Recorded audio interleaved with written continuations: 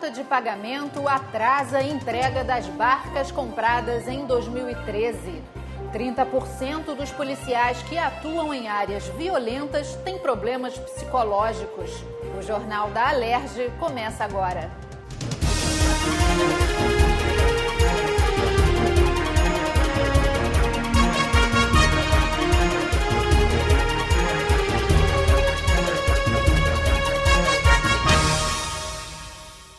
Boa noite. Servidores públicos do Estado fizeram um novo protesto em frente à Alerj contra o atraso de salários e o pacote de medidas do governo. Com cartazes em alusão ao corte de verba na saúde e na educação, os manifestantes ocuparam as escadarias da Alerj e bloquearam parcialmente as ruas 1º de Março e Antônio Carlos.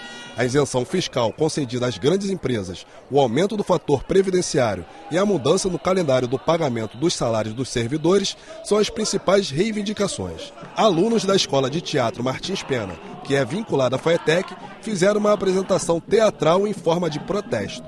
Os servidores da escola aderiram à greve da educação.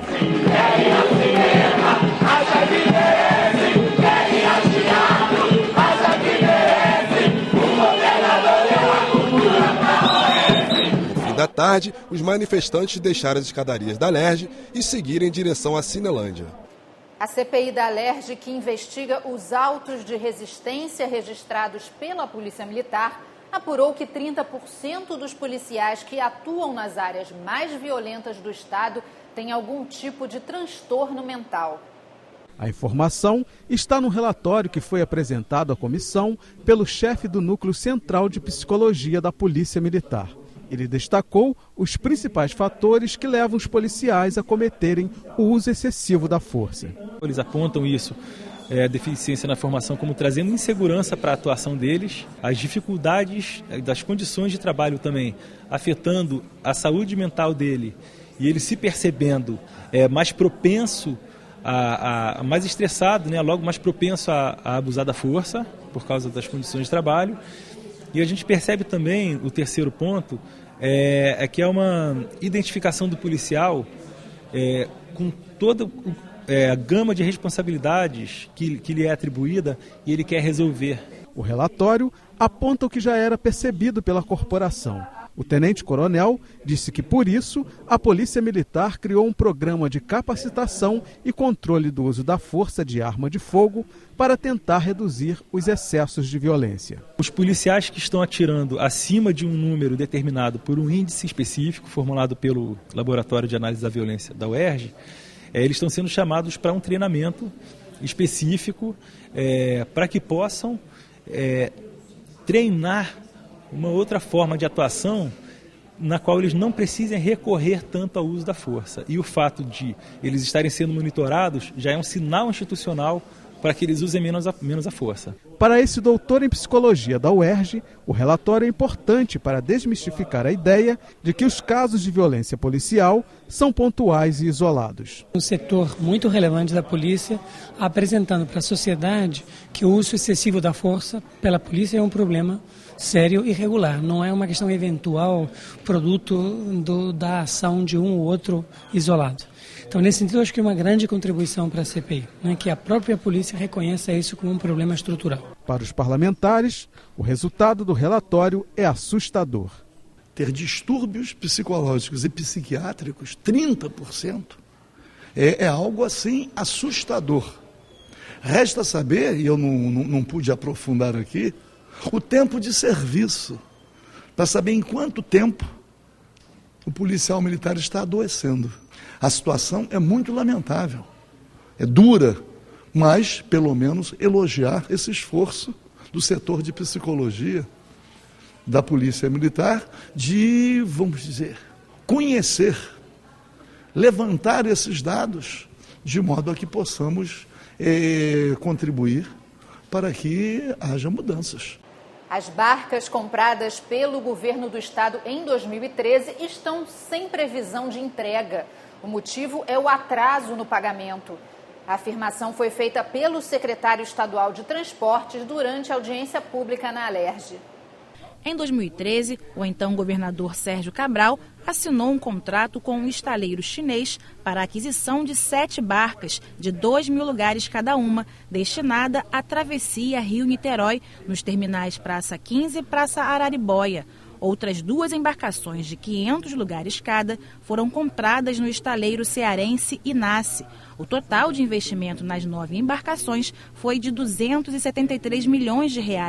3 embarcações já foram entregues e estão em operação. As outras 6 estão aguardando o pagamento de parcelas atrasadas. O secretário de Transportes informou que vai discutir com a Secretaria de Fazenda os recursos necessários para regularizar esta situação e espera que até o final do ano todas as embarcações sejam entregues. Nós temos faturas a pagar e ao longo desses meses a gente vai fazer esses pagamentos para que esse prazo seja mantido. Hoje nós estamos negociando com esse estaleiro, que a gente tem um pequeno atraso, mas o nosso objetivo é superar esse pequeno atraso e retomar os pagamentos normalmente.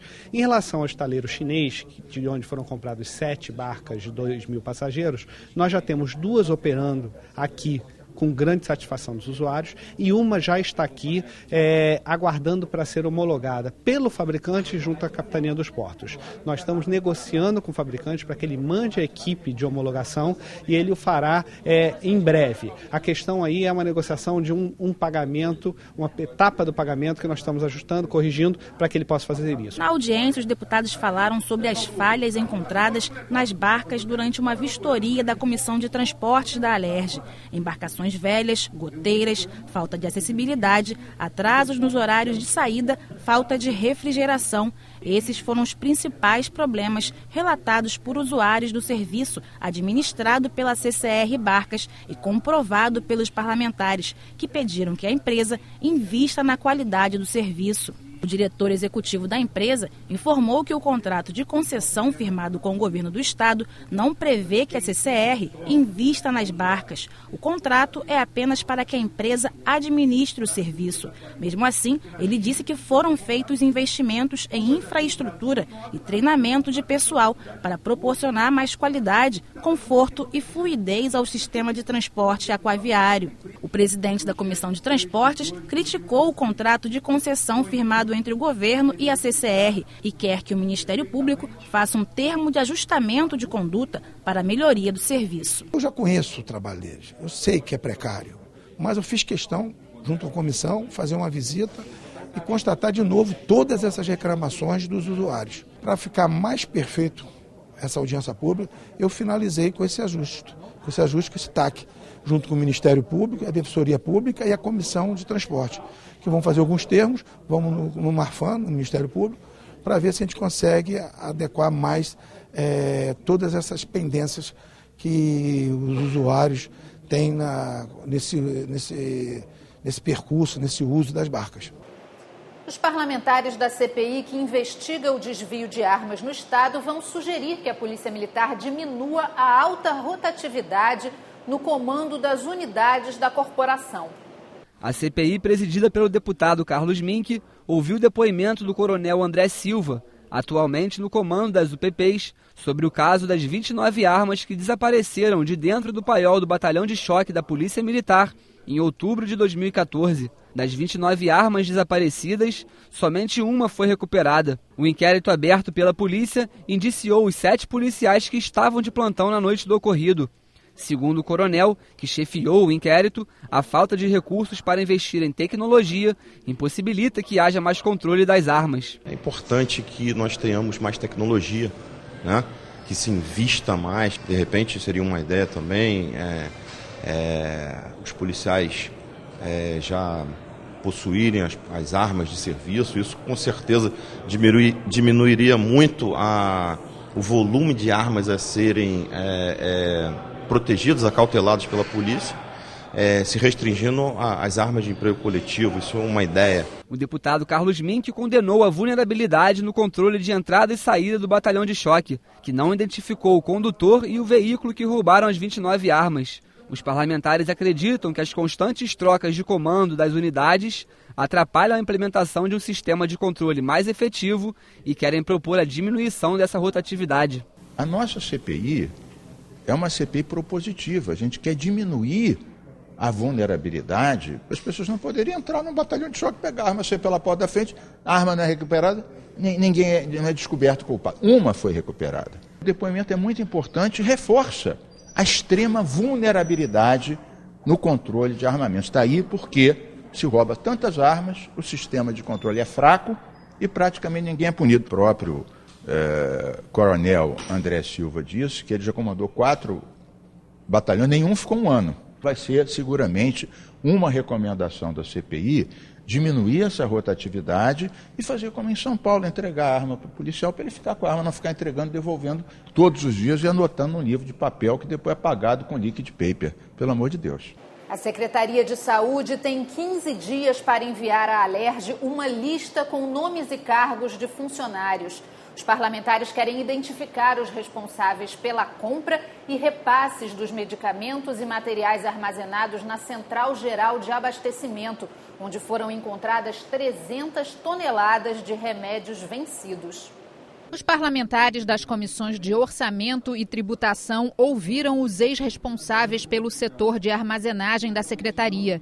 Tiago Elias, ex-superintendente de armazenagem, confirmou que a Log Rio, consórcio que administrava o armazenamento na CGA, informava com até 6 meses de antecedência o vencimento dos materiais, conforme declarou o representante do consórcio às comissões na semana passada. Mas o ex-superintendente não sabe o que era feito com esta informação. Tanto Tiago Elias quanto Cláudio Madureira, ex-coordenador de armazenagem, não souberam informar quem era responsável pelas compras. Infelizmente, eles não sabiam absolutamente nada, porque os próprios fiscais dos contratos assumirem aqui perante a comissão que não fiscalizavam ou que não conseguiam fiscalizar todo o contrato, já mostra o porquê que o Estado foi tão prejudicado e teve tanta perda financeira. Não se fiscalizava a questão do armazenamento e da perda desses medicamentos, não se fiscalizava os profissionais que estavam estabelecidos no contrato, então a gente não sabe se a empresa prestou esse serviço ou não, mas a gente sabe que recebeu por isso, e isso mostra o descaso que existia e que a gente vai trabalhar muito para que não continue existindo. Os parlamentares também querem saber por que os valores apresentados nos recibos enviados pela Secretaria são sempre os mesmos. Esses medicamentos custam geralmente R$ 5,35 ou R$ 500,50. Assim, dificilmente você vai ter um número fechado, um número exato em relação a isso. E durante 3 meses, em um único ano, você ter 600 mil chamou a atenção da comissão. Sem contar outros vários meses que repetiam os mesmos valores com os mesmos centavos, ou seja, tem alguma coisa errada e a gente está pedindo agora a planilha detalhada dessa glosa, desses insumos e medicamentos que foram glosados, para que a gente possa entender melhor o que aconteceu. Agora, que alguma coisa está errada, disso a gente já tem toda certeza. O Cinema Icaraí, em Niterói, pode ser tombado pelo Estado.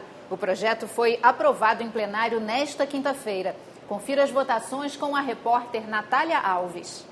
Na sessão plenária desta quinta-feira, os parlamentares analisaram um projeto do deputado Milton Rangel que altera a lei que criou o sistema de cotas de emprego para pessoas com deficiência nas empresas que têm contrato com o Estado. O objetivo é adequar a lei estadual à federal. O texto prevê a destinação de 2% a 5% das vagas para pessoas com deficiência. A empresa que descumprir a regra poderá ser multada.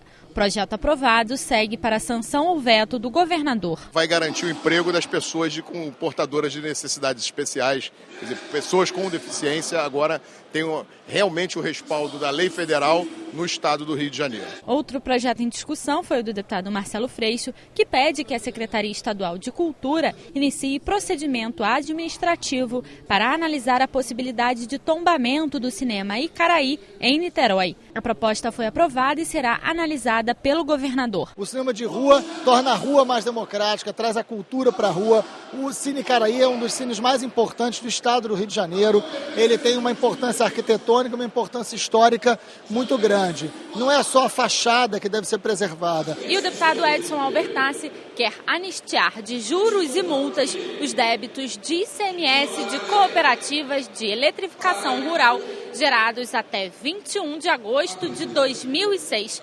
A proposta aprovada ainda depende da sanção do governador para se tornar lei. Os deputados também aprovaram a prorrogação dos trabalhos da Comissão Especial do Empoderamento da Mulher no Esporte e na Política. Em tempo de eleições municipais, esse tema vai ser discutido no interior, né? Até porque a gente percebe que, dentre o interior, a presença da mulher na política é dificultado ainda mais, né? Quanto mais próximo se está da região metropolitana, mais é presente a participação da mulher na política e no esporte. Então, quanto mais nós interiorizarmos essa discussão, melhor será para o fortalecimento da participação da mulher. O deputado Wagner Montes quer alterar a data de vencimento das contas de concessionárias de serviços públicos para os servidores do Estado. A ideia é adequar o vencimento ao calendário de pagamento dos salários. O texto prevê a isenção de juros e multas até o 10º dia útil do mês. O projeto aprovado retorna à pauta para mais uma discussão. O Jornal da Alerj fica por aqui. Acompanhe a nossa programação também pelo site e pelas redes sociais. TV Alerj, o canal do povo fluminense.